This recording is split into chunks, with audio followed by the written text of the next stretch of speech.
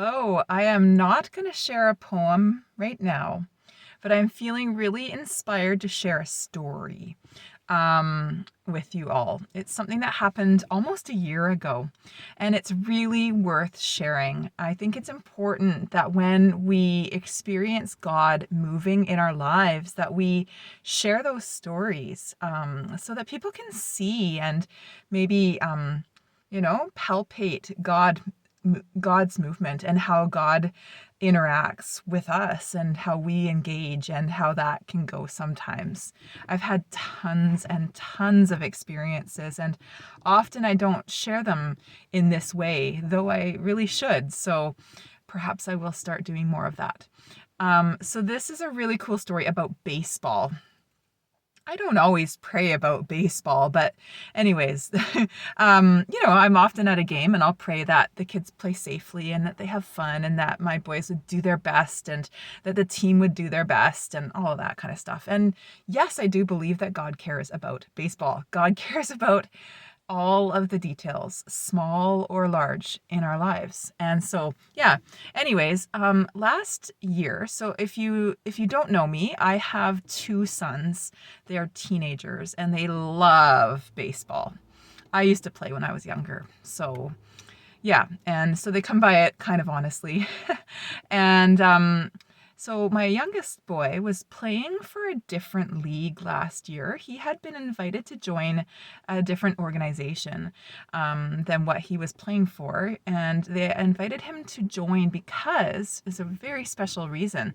They were hosting provincial championships at their ballpark in the future, which has now happened. And so as a result of the fact that they were hosting the provincial championships, they were going to end up being allowed to put a team into the provincial championships as what's called the host team, which really means that that team didn't have to make it there. All the other teams that come into the provincials, they have to make it there. They have to win and beat other teams to get there. But the host team from the host league just gets to be there because their league is hosting it. And so this particular league really wanted to do their best at putting together a good team that would be competitive and not kind of embarrassing, right? Because they hadn't earned their way there. And so they were recruiting, I guess, some other kids that might live locally and might be able to help them with this goal. So my son chose to leave his old league behind for a year and go to this new league.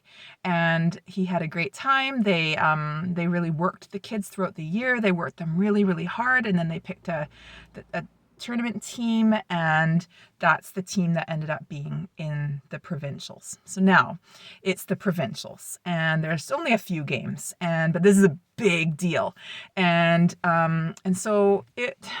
So my son is a pitcher primarily, and at the age he's at, a lot of times they end up becoming POs, which means pitcher only. And so that means that often a team, when they're younger, that they get to play all over the place. But when they get a little bit older, they end up getting kind of put into their specific positions. And so if a kid is a pitcher, sometimes that's like the only position they'll play. And so if they're not pitching, they're not playing.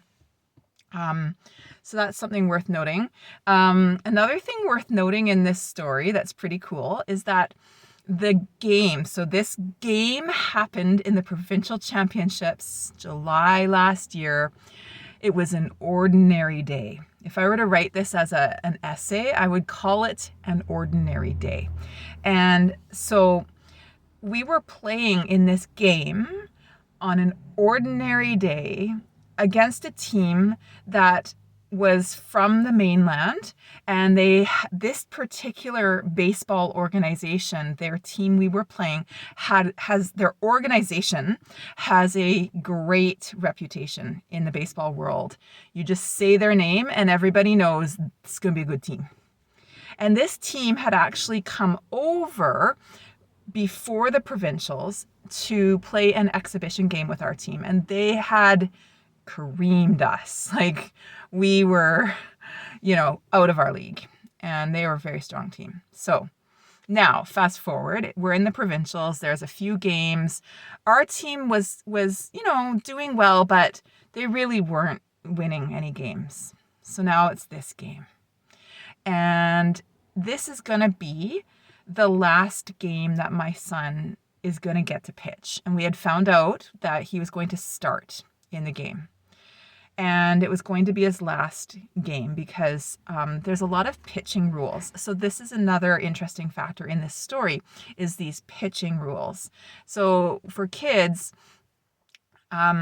maybe even adults, I don't really follow adult baseball much, but there's rules about pitching, how many pitches you can throw in a game. And depending on, there's a few different ranges. And so if they, pitch this within this many pitches, they can pitch again the next day. But if they exceed that, they have to sit out a certain number of days. And if they get to the end of that, then I don't know. I don't totally follow all the rules, but there are pitching rules. And so, because of the pitching rules and how many games we had left, I think we only had 1 or 2 games left or something. And they were back in the next few days. So my son was going to pitch out. He was probably going to pitch out, which means that he wouldn't get to play again. So it was his last chance. And also the pitching rules will come into effect in a little bit when I continue the story. So another factor that's really interesting is that as much as my son was having a really good season and he was having a lot of fun and he'd learned a lot and we were really appreciative for the experience, he was really struggling in this moment. He was really struggling because the league that he had come from, he used to play a bit more, and so it built his confidence up. And in this league, he wasn't playing as much because he was being used differently. He was being used as a PO, and so he wasn't playing as much. And then his hitting wasn't going as well. His pitching wasn't going as well. He was kind of in a decline, a slump, and his confidence was pretty shaken. And I have been there in my past. If I were to tell you my big, long past baseball story, it would be a theme in my story of really having this dwindling confidence. And it's this vicious cycle of when I lose confidence in myself and then I don't do as well, then it tells me, see, really, I'm not that good. And then I lose confidence and then I don't do very well. And it's this feedback loop, right? So I really knew this place, and he wasn't wanting to talk about it. He didn't want to admit it. I tried to hint at it, and he didn't want to go there. Maybe he wasn't even totally aware of how he was feeling, but I could see it. I could see the writing on the wall. So on this ordinary day, and interestingly, my husband wasn't supposed to be able to be at this game, but he ended up being able to watch it. Ordinary day. It was a morning, pretty early. And of course, you have to drop them off really early because they have tons of warm up before the game. So I dropped him off at the ballpark. It was a gorgeous sunny day. And I dropped him off and I decided I was just going to go for a walk nearby. And so I went for a walk. It was beautiful. And while I was walking, I was praying. I started praying. I often pray while I'm walking, and I just talk to God.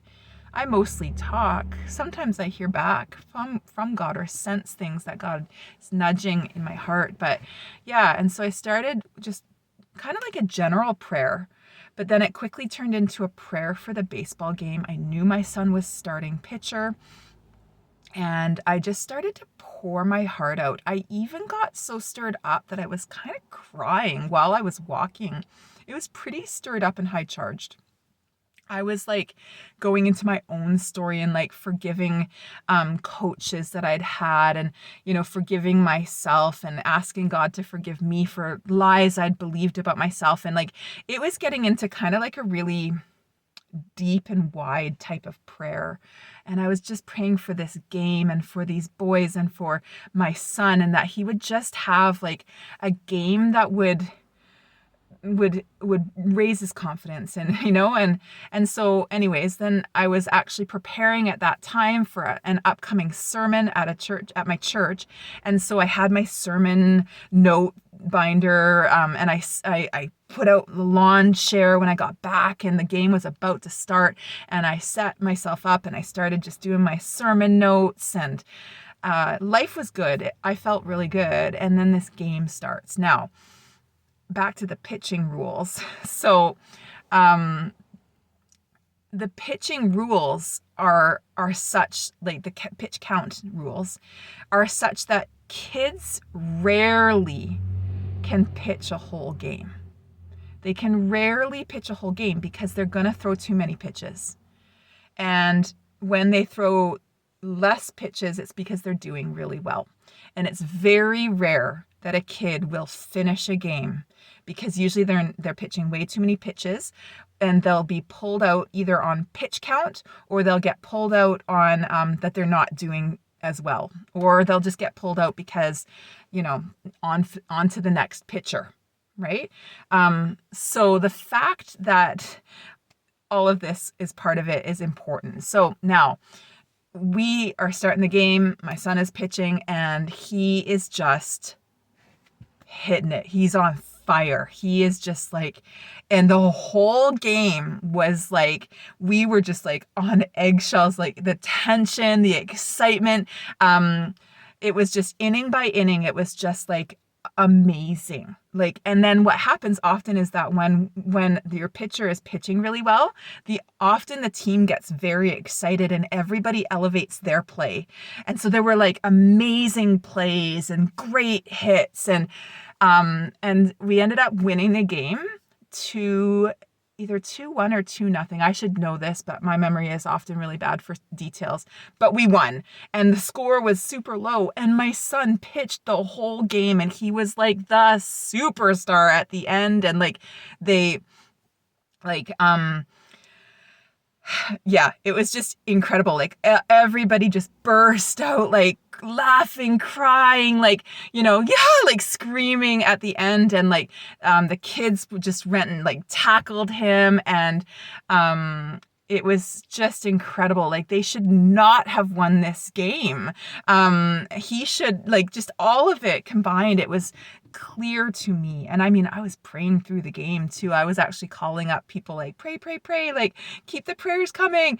And I could just feel like God was like answering this prayer, like in a big way. On this ordinary day, it became extraordinary. There was a fellow who was filming some of the games and was turning them into little shortened versions of the game as like a highlight reel, which I'm actually going to include so that you can actually watch it, because you got to see this for yourself. And so he actually asked to interview my son after the game. And so my son's just beaming and he's being interviewed, and it's in the video.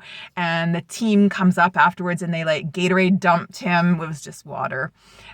It was just this incredible, extraordinary moment in this ordinary day where God showed up so big. And, I love the way God works, because if you watch the video, there's a moment at the very end where God even managed to get some credit in the whole thing in a very subtle and fun way. I was kind of like, God, you even managed to, get credit for this in such a cool way, where the man that was filming, and then he edits it and he mentions, stop right here and look at this coach. The coach looks like he's like, the coach had his like head up and his kind of hands up in the air, and he says, looks like the coach is thanking God above, and I was like, you think you're being silly, and I know, like, yeah, like, I mean, that's maybe wasn't what the coach was doing, but it's so cool that, God still kind of comes into this. It was so huge. It was so huge, and I knew I felt God's presence. God was there. Like, it was one of those things that only God could have done that. So I just wanted to share it with you. I hope it brings you a smile. I hope, and if you are interested take the time. It's about 14 or 15 minutes, which this is. Take the time and watch this video. It was pretty special. So, and I encourage you to share your stories of how God works and shows up in your life. I think these stories are important. When we talk about story, what's your story? How did, I often think there's like the big S story. I have this big S story that I could tell you would be really long and awesome, and I'd be happy to one day if I know you. I have this big S story of how God, has worked in my life. But then we have these little S stories, and those are very valuable to share. So this is just a little less story of an ordinary day when an extraordinary moment happened because of prayer. All right. Anyways, just want to share it with you. Thanks for listening. Talk to you later. Bye.